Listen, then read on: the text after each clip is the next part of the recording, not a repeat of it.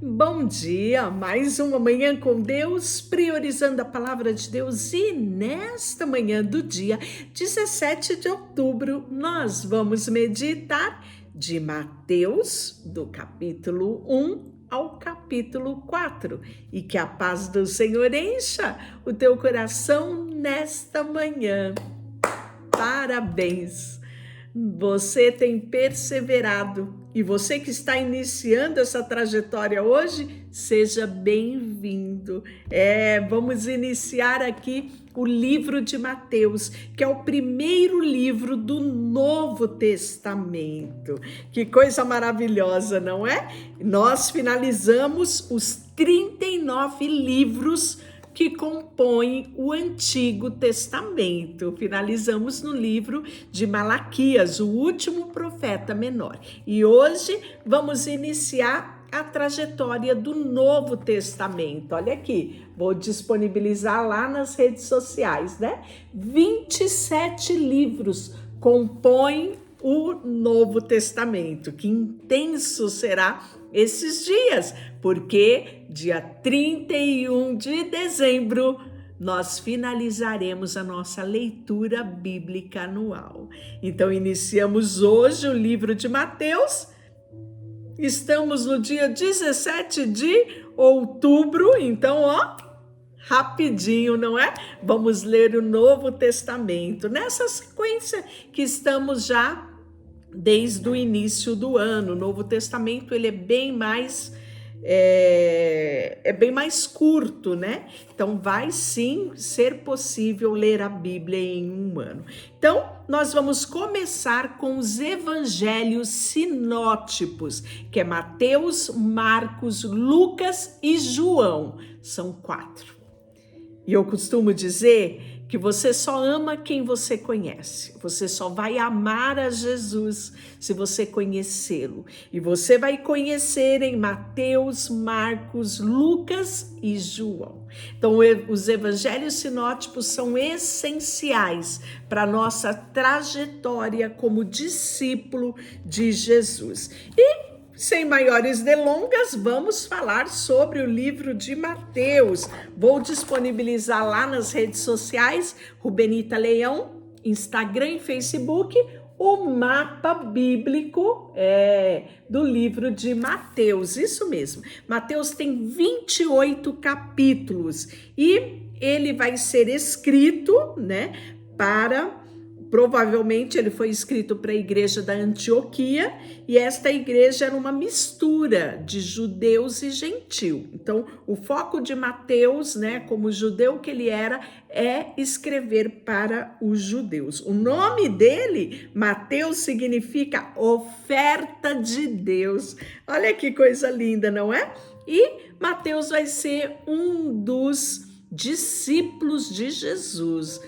Eu acho lindo o chamamento de Mateus, né? Como ele foi chamado por Jesus e a liberalidade dele de largar o emprego para seguir a Jesus. É lindo ver esse momento. E o nome dele também, né, é conhecido em outros momentos na Bíblia como Levi. Então, Mateus e Levi é a mesma pessoa. Então, nós vamos ter aqui no livro de Mateus, né, alguns personagens importantíssimos, como João Batista, o precursor de Jesus, né? Maria, José, né? Nós vamos ver as figuras dos discípulos, muitas emoções nos espera no livro de Mateus. Inclusive, as bem-aventuranças vão ser compartilhadas aqui no livro de Mateus. E, sem maiores delongas, vamos iniciar no capítulo 1, onde, como bom judeu que Mateus era, ele começa como o livro dele? Falando da genealogia de Jesus Cristo. Para o judeu era muito importante deixar de uma forma muito clara a sua genealogia, a sua raiz, a sua descendência, né? Então, era importante. Então, por isso que Mateus inicia o livro dele falando da genealogia de Jesus. Livro da genealogia de Cristo, filho de Davi, filho de Abraão. Então, olha o que link Mateus trouxe com personalidades importantíssimas, né? Que eram veneradas, né? Que eram destaque na história do povo de Israel, né? Abraão, pai na fé, Davi, o grande rei Davi, aonde foi estabelecida a promessa que se cumpriria no Messias, né? A raiz de Davi, como é falado. Então, ele fala que Abraão gerou Isaac, Isaac Jacó, Jacó Judá e os seus irmãos. Judá gerou Tamar, Pérez, Zera. Pérez gerou Esrom, Esrom Arão. Arão gerou Aminadab, Aminadab a Naasson, Naasson a Salmão. Salmão gerou Raabe, que gerou a Boaz, e este a Rute, que gerou Obed, e Obed a Jessé. E em Jessé gerou Davi, e o rei Davi a Salomão, e da que fora mulher de Urias. Salomão gerou Roboão, Roboão a Abias, Abias a Asa. Então, você percebeu aqui que ele traz um resumo, né? Das figuras importantes ali na descendência que deu origem a o Messias, né? Por isso que nós usamos esse termo, a raiz de Davi, é da genealogia de Davi. Então ele vai trazendo os detalhes, inclusive ele faz menção no versículo 12, depois do exílio babilônico, Jeconias gerou Salatiel, Salatiel a Zorobabel. Lembra de Zorobabel, governador? Pois é, ele cita isso aqui. Azor gerou Zadok, Zadok a Aquim, Aquim a Eliúde, Eliúde Eleazar, Eleazar a Matã, Matã a Jacó. A Jacó gerou José, marido de Maria, da qual nasceu Jesus, que é chamado Cristo, de sorte que todas as gerações, desde Abraão até Davi, são 14. Desde Davi até o exílio babilônico, 14. E desde o exílio babilônico até Cristo, 14, né? Então, olha que bonitinho, né? Ele traz ali as divisões das gerações. E aí ele vai falar do nascimento de Jesus. Ora, o nascimento de Jesus foi assim: estando Maria, sua mãe, desposada de José, ou seja, comprometida com José, sendo que estivera sem antes que tivesse coabitado, achou-se grávida pelo Espírito Santo. Então, aqui Maria já estava prometida a José. Era como, né, para a gente entender na nossa linguagem ocidental, ela estava noiva de José, né? E foi nesse momento que ela recebeu a visitação do Espírito Santo e ela esteve grávida, né? E mais o livro de Mateus, ele não vai trazer detalhes, né? E isso nós vamos ver com detalhes no livro de Lucas, né? Então o Evangelho Sinótico, ele é extraordinário, porque nós vamos ver a complementação dessa história, os detalhes, lá no livro de Lucas, no capítulo 1, versículo 27. Mas José, o seu esposo, sendo justo e não querendo infamar, resolveu deixá-la secretamente. Enquanto ponderava nestas coisas, eis que lhe apareceu em sonho o anjo do Senhor, dizendo: José, filho de Davi, não temas receber Maria, tua mulher, porque o que nela foi gerado é do Espírito Santo. E ela dará à luz a um filho e lhe porá o nome de Jesus, porque ele salvará o seu povo dos pecados deles, né? Ora, tudo isso aconteceu para que se cumprisse o que fora dito pelo Senhor por intermédio do profeta. Eis que a virgem conceberá e dará à luz a um filho, e ele se chamará pelo nome de Emanuel, que significa Deus conosco. Sabe quem profetizou isso? Profeta maior Isaías, está lá em Isaías 7,14. Aqui se cumpriu essa promessa. Despertado José do sono, fez com que ordenara o anjo do Senhor e recebeu Maria como sua esposa. Contudo, não a conheceu, ou seja, não coabitou, não teve relações sexuais com ela, enquanto ela não deu à luz a o filho, a quem pôs o nome de Jesus. Isso está muito bem documentado e relatado no livro de Lucas. E aí, capítulo 2 é a visita dos magos, isso mesmo.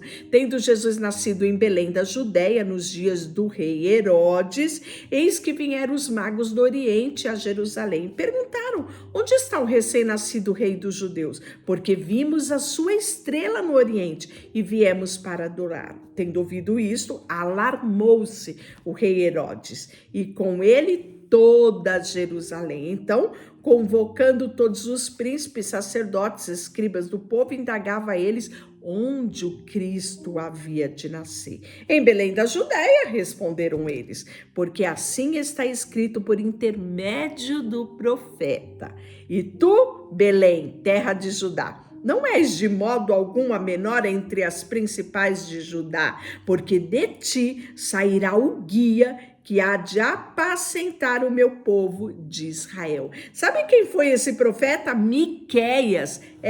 Está lá em Miqueias, capítulo 5, versículo 2. Com isso, Herodes, tendo chamado secretamente os magos, inquiriu deles com precisão quanto tempo em que a estrela lhe aparecera. E enviando-os a Belém, disse: ide, informai-me cuidadosamente a respeito do menino, e quando tiveres o encontrado, avisa-me, que eu também quero adorá-lo. Depois de ouvir o rei, partiram, e a estrela que viram do Oriente os precedia, até que chegando parou sobre onde estava o menino. E vendo ele a estrela, alegraram-se com grande intenso júbilo. Entraram na casa e viram o menino com Maria, sua mãe. Prostrando-se, o adoraram. E abrindo os seus tesouros, entregaram suas ofertas: ouro, incenso e mirra. Sendo, por divina advertência, prevenindo-os em sonho para não voltarem à presença de Herodes, regressaram por outro caminho para a sua terra. E tendo eles partido, eis que apareceu o anjo do Senhor a José em sonho e disse: dispõe-te, toma o menino e a sua mãe e foge para o Egito e permaneça lá até que eu te avise, porque Herodes há de procurar o menino para matar. Dispondo ele, tomou de noite o menino, a mãe, e partiu para o Egito. E lá ficou até a morte de Herodes, para que se cumprira o que fora dito por meio do profeta. Do Egito chamei o meu filho. Sabe quem profetizou isso? Foi Oséias, e está lá no capítulo 11, versículo 1, isso mesmo. E aí, a volta do Egito, né? Então, nós temos ainda um cumprimento de uma profecia onde fala assim: ouvisse o chamar de Ramá, pranto, choro e grande lamento. Era Raquel chorando por seus filhos, inconsolável, porque não mais existem. Essa profecia estava em Jeremias 31, 15. E tendo Herodes morrido, eis que um anjo do Senhor apareceu em sonho a José no Egito e disse: dispõe-te, toma o menino, a sua mãe, e vai para a terra de Israel, porque já morreram os que atentavam contra a vida do menino. E dispôs-se, tomou o menino, a sua mãe, e regressou para a terra do Egito, de Israel. E tendo, porém, ouvido que Arquelau reinava na Judéia em lugar de seu pai Herodes, temeu ir para lá. E por divina advertência, prevenido em sonho, retirou-se para as regiões da Galileia. E foi habitar numa cidade chamada Nazaré. Tá vendo aqui por que Jesus é chamado o Jesus de Nazaré, filho de Nazaré, né? ele será chamado Nazareno, isso mesmo. Isso também é cumprimento de profecia de Isaías, capítulo 11, versículo 1. E aí nós vamos ter já no capítulo 3 a pregação de João Batista. Você percebeu que aqui no livro de Mateus, como ele está falando para os judeus que tinham vivenciado tudo isso, ele vai ser bem sucinto nas suas explicações, né? Ele não vai trazer muitos detalhes. Então, mal Jesus nasceu, nós já vamos ver a pregação de João Batista, que é o precursor de Jesus, né? E o batismo de Jesus aqui no capítulo 3. Então, naqueles dias, né, apareceu João Batista pregando no deserto da Judéia, dizendo: arrependei-vos, porque está próximo o reino dos céus. Isso foi declarado por Daniel lá no capítulo 2, versículo 44, porque este é referido por intermédio do profeta Isaías, a voz do que clama no deserto: preparai o caminho do Senhor e endireitai as suas veredas. Isso está lá em Isaías capítulo 40, versículo 3. Olha que coisa linda que a gente está vendo aqui nos evangelhos sinóticos. É essa sinergia, esse encontro, né, de profetas maiores, profetas menores, evangelhos sinóticos, cumprimento de muitas palavras, né, que nós já vimos lá no Antigo Testamento.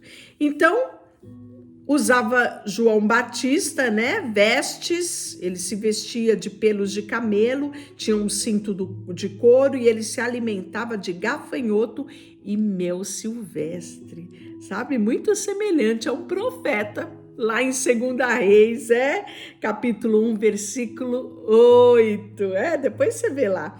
Então saíram para ter com ele em Jerusalém toda a Judéia e toda a circunvizinha do Jordão, e eram por eles batizados no rio Jordão, confessando os seus pecados. Vendo ele, porém, que muitos fariseus e saduceus vinham ao batismo, disse: raça de víbora, quem vos induziu a fugir da ira vindoura?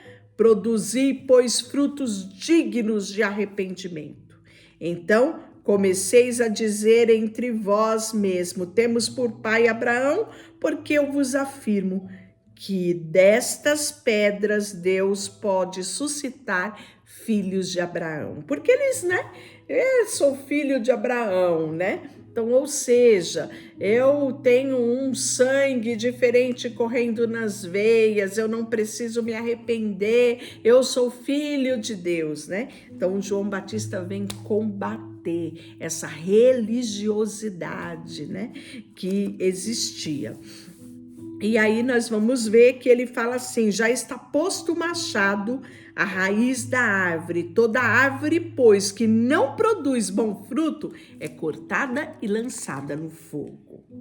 E aí João Batista vai dar testemunho de Jesus. Isso mesmo, eu vos batizo com água para arrependimento, mas há aquele que vem depois de mim e é mais poderoso do que eu, cujas sandálias eu não sou digno de levar.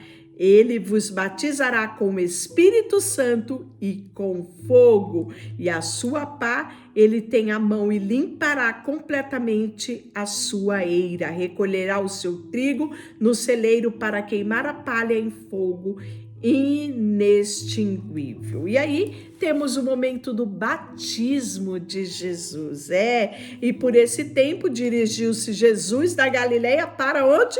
Para o Jordão, a fim de que João o batizasse, né? João vai se opor ali, né? Falar: não sou digno, né? Ele reconhece, né? Mas nós vamos ver que por fim Jesus lhe responde: deixa por enquanto, porque assim nos convém cumprir toda a justiça. E aí ele, João, né, admite e vai batizar Jesus. E batizando Jesus, quando ele sai da água, eis que lhe abriram os céus e viu o Espírito de Deus descer como uma pomba vindo sobre ele. E eis que uma voz do céu dizia: este é o meu filho amado, em quem me comprazo. Que coisa extraordinária, né? Isso vai ser repetido aqui, por Mateus, nós vamos ver Marcos também, Lucas repetindo isso, né? E aí o capítulo 4 vai vir a tentação de Jesus. Olha como é rápido, né? Aqui em Mateus. E Jesus vai ser levado pelo Espírito ao deserto para ser tentado pelo diabo. E depois de jejuar 40 dias e 40 noites, ele teve fome. E aí o tentador se aproxima, né? Se és filho de Deus, manda que essas pedras se transformem em pão. Jesus, porém, respondeu: está escrito, não só de pão viverá o homem, mas de toda palavra que procede da boca de Deus. E aí o diabo desiste? Desiste não, né? E aí ele leva Jesus até a cidade santa, coloca no pináculo do templo e diz: se és filho de Deus, atira-te embaixo, porque está escrito, aos seus anjos dará ordem ao respeito para guardarem, e te sustentarão nas suas mãos para não tropeçar em alguma pedra. E respondeu Jesus: também está escrito, não tentarás o Senhor teu Deus. E aí o diabo desiste? Desiste não, mais uma investida. E aí ele fala, né? Levou ele ainda ao monte mais alto, mostrou os reinos do mundo, a glória, e disse para ele, né? Prostra-te e me adoras. Então Jesus disse: retira-te, Satanás, porque está escrito, ao Senhor teu Deus adorarás e só a ele darás culto. Sabe o que Jesus menciona? Jesus menciona próprias escrituras, isso mesmo. Quando ele fala não só de pão viverá o homem, mas de toda a palavra que sai da boca de Deus, ele está falando de Deuteronômio 8:3. Quando ele fala não tentarás o Senhor teu Deus, ele está falando de Deuteronômio 6:16. E quando ele fala ao Senhor teu Deus, somente a ele adorarás e somente a ele prestarás culto, ele está falando também de Deuteronômio 6:13. Então, Jesus utiliza a própria Torá para rebater todas as investidas do diabo. Será que isso significa alguma coisa para você? Vou ser clara. A palavra de Deus, ela é escudo e broquel para mim. No mundo, o diabo não vai desistir nesse tempo. Ele não desiste de mim nem de você. E todas as vezes que ele investir contra você, conheça a palavra de Deus e rebata ele da mesma forma que Jesus rebateu, com a palavra de Deus. Tá vendo como é extraordinário? Não tem como, não é? É necessário priorizarmos a palavra de Deus, sermos fortalecidos pela palavra de Deus, termos na palavra de Deus, né, tudo o que nós precisamos para vencer, não só as tentações, mas todo e qualquer dia mal. E aí nós vamos ver, né, que logo que após termina isso, ele volta para Galileia e aí nós vamos ter a escolha dos discípulos. Caminhando junto ao mar da Galileia, ele viu dois irmãos, Simão, chamado Pedro, e André, e eles lançavam a rede porque eram pescadores. E Jesus disse: vinde após mim e eu vos farei pescadores de homens. E aí nós vamos ver que eles deixaram imediatamente a rede e o seguiram. Que desculpa tantas pessoas dão para não seguir Jesus? Olha o exemplo aqui desses homens, não é? Passado adiante, viu outros dois irmãos, Tiago, filho de Zebedeu, e João, seu irmão, que estava no barco, em companhia do seu pai, consertando as redes. E aí Jesus os chama, né? Então eles, no mesmo instante, deixando o barco e o seu pai, seguiram Jesus, né? E aí Jesus percorria toda a Judéia, ensinando nas sinagogas, pregando o evangelho do reino, curando de toda sorte de enfermidade entre o povo, e a sua fama correu por toda a Síria. Trouxeram-lhe todos os doentes, acometidos de várias enfermidades, tormentos, endemoniados, lunático, paralítico, e ele os curou. Isso, e da Galileia, Decápolis, Jerusalém, Judéia, da além do Jordão, numerosas multidões os seguiam. Deixa eu orar por você. Senhor, nesta manhã, colocamos diante de ti o nosso coração. Queremos sim te conhecer, prosseguir em te conhecer, e queremos, Senhor, te amar com todo o nosso coração, com todas as nossas forças e com todo o nosso entendimento. Colocamos diante de Ti tudo que temos e somos, em nome de Jesus. Amém. Deus te abençoe. Dá um joinha, compartilhe esse vídeo com alguém e convida eles para essa jornada de priorizar a palavra de Deus, reta final, iniciando o Novo Testamento. Deus te abençoe.